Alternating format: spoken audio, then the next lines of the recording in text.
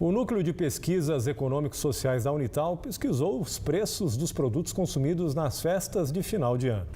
Foram pesquisados os valores dos panetones, peru, tender, chester, uvas passas e nozes com casca. Quem vai conversar com a gente sobre este assunto aqui é o economista do NUPS, Edson Trajano. Muito boa noite, obrigado pela presença. Boa noite, professor. Boa noite, Ana. Boa noite, Márcio. Boa noite, amigo da TV Band. Olha, a pesquisa comparou os valores com os praticados em 2015, né? Quais foram os resultados? Os resultados é que nós tivemos aumento no preço de um bloco de produtos. Por exemplo, o panetone teve um aumento de 4,47% e o grande vilão desse ano foi o chester, com aumento de 12,43%. E a razão principal desse aumento no preço do chester foi um aumento no preço do milho, que é o alimento básico para os frangos, consequentemente, preços mais elevados. E a boa notícia para o consumidor é a redução nos preços dos produtos importados, aí com destaque para a queda no preço das pastas em 9,95% e das nozes 3,55%. O tender também diminuiu 7,89%. Né? É bom as pessoas buscarem, então, esses alimentos, né? Isso. Então, o tender é interessante destacar com uma redução de 7,89%, que é consequência da queda no preço da carne de porco. Esse ano nós tivemos uma boa oferta de carne de porco, isso resultou em um preço menor desse produto, só que é um dos produtos mais caros dentro dessa cesta pesquisada. E o panetone, que é sempre o grande destaque, poderia ter um preço mais elevado, em função do aumento expressivo no preço do açúcar e ovos. Mas, por outro lado, em função da valorização do real frente às moedas estrangeiras, o preço do trigo caiu nos últimos meses e isso contribuiu para a queda no preço desse produto. Agora, professor, geralmente vocês fazem essas pesquisas, né, inclusive de cesta básica também, em Taubaté, São José, Caçapava e Campos do Jordão. Repetiu-se essas cidades nessa pesquisa exclusiva com produtos natalinos? Sim. E existe uma cidade que está se pagando mais caro por esses produtos ou não? Essa pesquisa é feita em 17 estabelecimentos de supermercados dessas cidades e não tem uma cidade que tem um preço mais caro que a outra. O que tem é a diferença entre estabelecimento. Isso é interessante, que é fundamental para o consumidor, na hora das compras, fazer essa boa pesquisa. Por exemplo, o preço de nozes está mais caro em Caçapava e mais barato em São José dos Campos.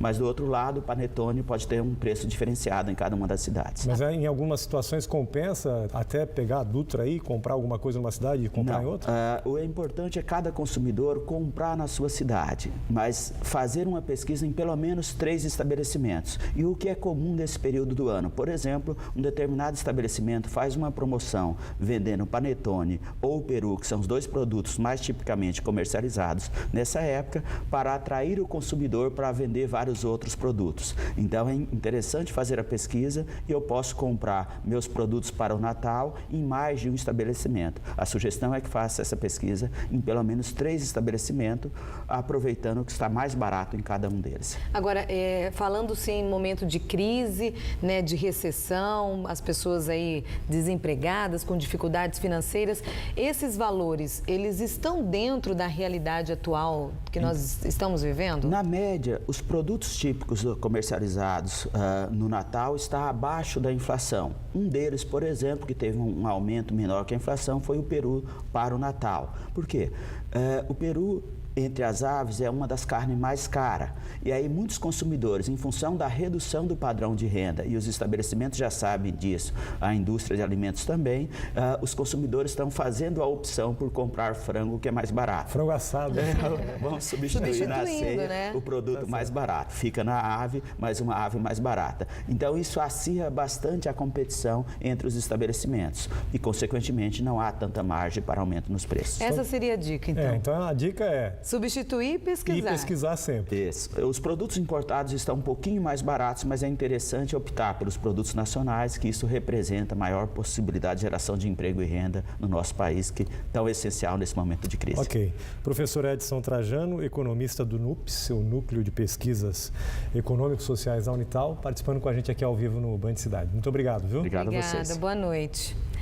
A Prefeitura de Caçapava vai reduzir o expediente para economizar. A partir de segunda-feira, o horário de trabalho será das 8 da manhã à 1 da tarde. Os serviços essenciais não vão ter alterações. A administração justifica a medida, a queda na arrecadação.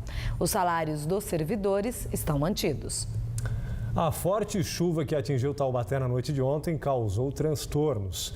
Segundo a Defesa Civil, choveu 39 milímetros, volume esperado para 5 dias.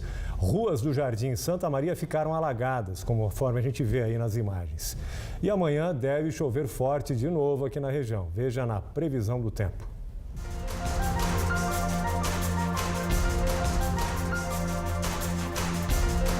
Na Serra da Mantiqueira, o sábado vai amanhecer com muitas nuvens, mas ao longo do dia podem ocorrer algumas aberturas de sol.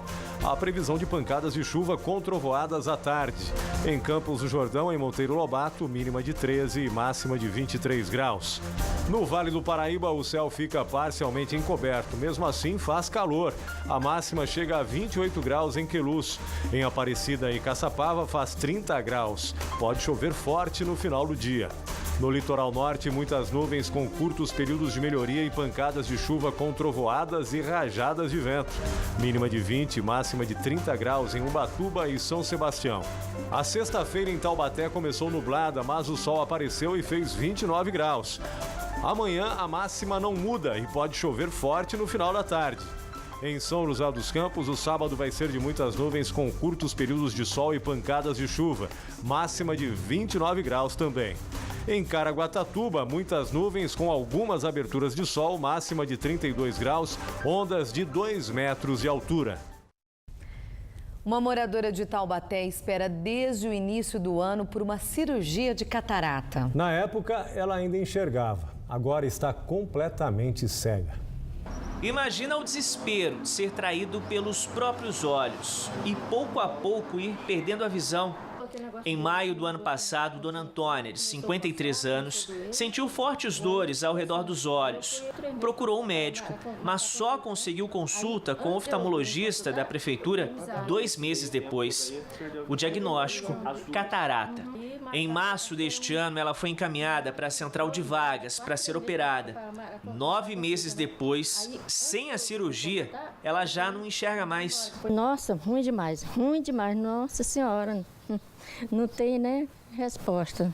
Mesmo com dificuldade, ela continua fazendo tarefas como lavar a louça, recolher a roupa no varal. Precisou se adequar a essa nova realidade. E essa condição mudou a rotina da família inteira. Bastante complicado, sabe? Tudo que eu não esperava viver, eu estou vivendo agora. Sabe? E não posso mais trabalhar, porque eu tenho que cuidar dela, não tem ninguém para...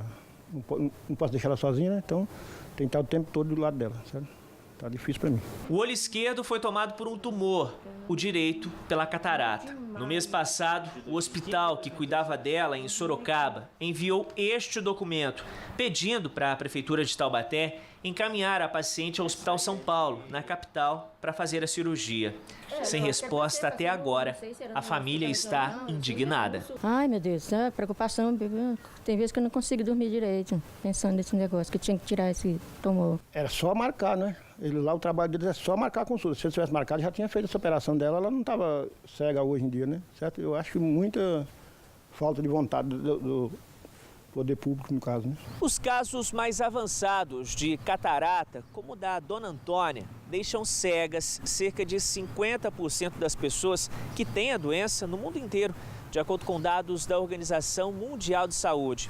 Mas a realidade enfrentada pela moradora aqui de Taubaté poderia ser completamente diferente se não fosse o descaso do poder público.